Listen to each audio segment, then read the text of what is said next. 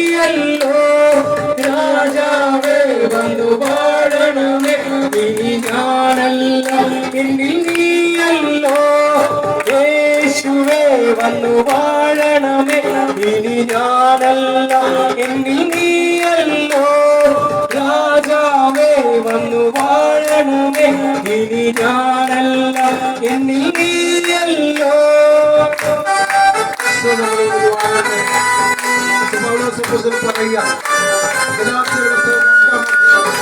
ഇരുപതാമത്തെ വാക്യത്തിൽ ഇപ്രകാരം പറയുകയാണ്, ഞാൻ ക്രിസ്തുവിനോടൊപ്പം ക്രൂശിതനായിരിക്കുന്നു, ഇനിമേൽ ഞാനല്ല ക്രിസ്തു അത്രേ എന്നിൽ ജീവിക്കുന്നത്.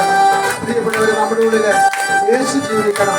നമ്മുടെ പഴയ മനുഷ്യൻ ഇല്ലാതാവണം, പുതിയ സൃഷ്ടിയായി നമുക്ക് മാറണം.